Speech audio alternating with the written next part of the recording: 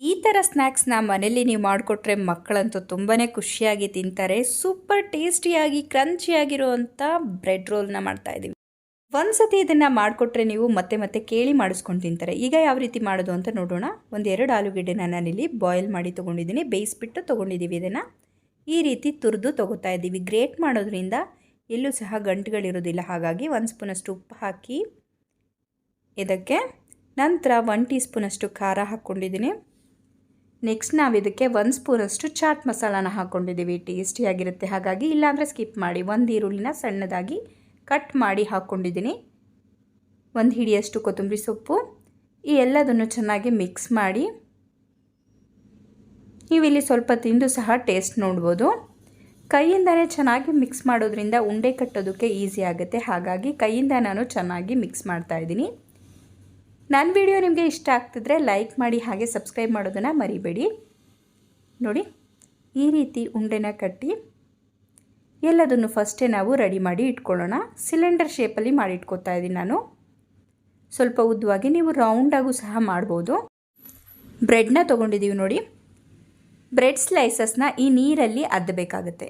ಲೈಟಾಗಿ ಡಿಪ್ ಮಾಡಬೇಕು, ಪೂರ್ತಿಯಾಗಿ ಅದ್ಬೇಡಿ. ಈ ರೀತಿ ಲೈಟಾಗಿ ಮಾಡಿಬಿಟ್ಟು ಕೈಯಿಂದ ಈ ರೀತಿ ಚೆನ್ನಾಗಿ ಪ್ರೆಸ್ ಮಾಡಬೇಕು. ನೀರಿನ ಅಂಶನೆಲ್ಲ ತೆಗೆದುಬಿಡ್ಬೇಕು. ಈ ರೀತಿ ಪ್ರೆಸ್ ಮಾಡಿ ನೀರನ್ನೆಲ್ಲ ಸ್ಕ್ವೀಸ್ ಮಾಡಿ ತೆಗೆದುಬಿಟ್ಟು ಸ್ಟಫಿಂಗ್ನ ಇಟ್ಕೋಬೇಕು. ಸ್ಟಫಿಂಗ್ ಹಾಕಿದ್ಮೇಲೆ ಇದನ್ನು ಈ ರೀತಿ ಕವರ್ ಮಾಡ್ತಾ ಬರಬೇಕು. ನೋಡಿ, ಕೈಯಿಂದನೇ ಪ್ರೆಸ್ ಮಾಡ್ತಾ ಎರಡು ಕಡೆನೂ ಪೂರ್ತಿಯಾಗಿ ಕವರ್ ಮಾಡಿ. ನಿಮಗೆ ಈ ಬ್ರೌನ್ ಪಾರ್ಟ್ ಬೇಡ ಅನಿಸಿದ್ರೆ ಬ್ರೆಡ್ಡಲ್ಲಿ ತೆಗಿಬೋದು. ಸ್ಲೈಸಸ್ನ ಕಟ್ ಮಾಡಿ. ನೋಡಿ, ನಾನಿಲ್ಲಿ ತೋರಿಸ್ತಾ ಇದ್ದೀನಿ. ಈ ರೀತಿ ಸುತ್ತ ಇರುವಂಥ ಬ್ರೌನ್ ಕಲರ್ನ ನಾನು ರಿಮೂವ್ ಮಾಡಿದ್ದೀನಿ. ನೀರಲ್ಲಿ ಅದ್ಬಿಟ್ಟು ಇದನ್ನು ಪ್ರೆಸ್ ಮಾಡಿ ನಂತರ ಇದಕ್ಕೆ ಸ್ಟಫಿಂಗ್ನ ಹಾಕ್ತಾಯಿದ್ದೀನಿ. ನೋಡಿ, ಸ್ಟಫಿಂಗ್ನ ಮಧ್ಯಭಾಗದಲ್ಲಿ ಇಟ್ಟು ಈ ರೀತಿ ಕ್ಲೋಸ್ ಮಾಡ್ಕೊಳ್ಳಿ. ಹಾಗೆಯೇ ಉಂಡೆ ಮಾಡಿ ಎಲ್ಲ ಕಡೆನೂ ಕ್ಲೋಸ್ ಮಾಡಿ. ಇದೇ ರೀತಿ ರೋಲ್ಗಡೆನ ರೆಡಿ ಮಾಡಿಕೊಂಡು ಬಿಸಿಯಾಗಿರಬೇಕು. ಎಣ್ಣೆ ಕಾಯೋದಕ್ಕೆ ಇಟ್ಟಿದ್ದೀನಿ. ಎಣ್ಣೆ ತುಂಬ ಚೆನ್ನಾಗಿ ಕಾದ ಮೇಲೆ ಇಲ್ಲಿ ಈ ರೋಲ್ಗಳನ್ನು ಒಂದೊಂದನ್ನೇ ಹಾಕ್ಕೊಳ್ತಾ ಇದ್ದೀವಿ. ಹಾಕಿ ಇದನ್ನು ನಿಧಾನಕ್ಕೆ ಎರಡೂ ಕಡೆಯೂ ತಿರುಗಿಸ್ತಾ ಫ್ರೈ ಮಾಡ್ಕೋಬೇಕು. ಹಾಕಿದ ತಕ್ಷಣ ತಿರುಗಿಸೋದಕ್ಕೆ ಹೋಗಬೇಡಿ. 1-2 ನಿಮಿಷ ಬಿಟ್ಟು ಆನಂತರ ಇದನ್ನು ತಿರುಗಿಸ್ತಾ ಗೋಲ್ಡನ್ ಬ್ರೌನ್ ಕಲರ್ ಬರೋವರೆಗೂ ಫ್ರೈ ಮಾಡ್ಕೋಬೇಕು. ತುಂಬಾ ಇನ್ಸ್ಟೆಂಟಾಗಿ ಈಸಿಯಾಗಿ ಆಗಿಬಿಡುತ್ತೆ. ಮಕ್ಕಳು ಯಾವಾಗಲಾದರೂ ಕೇಳಿದಾಗ ನೀವು ಈ ರೀತಿ ಸ್ನ್ಯಾಕ್ಸ್ನ ಮಾಡಿಕೊಡಿ, ಅಥವಾ ಮನೆಗೆ ಯಾರಾದರೂ ಗೆಸ್ಟ್ ಬಂದಾಗ ಬ್ರೆಡ್ ಇದ್ದರೆ ಆಲೂಯಿಂದ ಈಸಿಯಾಗಿ ಈ ಸ್ನ್ಯಾಕ್ಸ್ನ ಮಾಡ್ಬೋದು. ತುಂಬಾ ರುಚಿಯಾಗಿರುವಂಥ ಬ್ರೆಡ್ ರೋಲ್ಗಳನ್ನು ಮಾಡಿದ್ದೀವಿ. ನಾನಿಲ್ಲಿ ರೌಂಡಾಗಿರುವಂಥ ರೋಲ್ನು ಮಾಡಿದ್ದೀನಿ ನೋಡಿ. ಇದನ್ನು ಇಲ್ಲಿ ಸರ್ವ್ ಔಟ್ ಮಾಡ್ತಾಯಿದ್ದೀನಿ.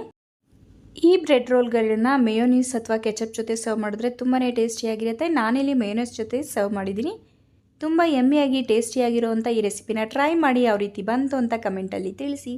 ನಮ್ಮನೇಲಿ ನೋಡಿ, ಮಗುನೂ ಸಹ ಇಷ್ಟಪಟ್ಟು ತಿಂತಾ ಇದೆ. ವಿಡಿಯೋ ಇಷ್ಟ ಆದರೆ ರಜನಿ ಅಡುಗೆ ಚಾನಲ್ನ ಲೈಕ್ ಮಾಡಿ, ಸಬ್ಸ್ಕ್ರೈಬ್ ಮಾಡಿ. Thanks for watching.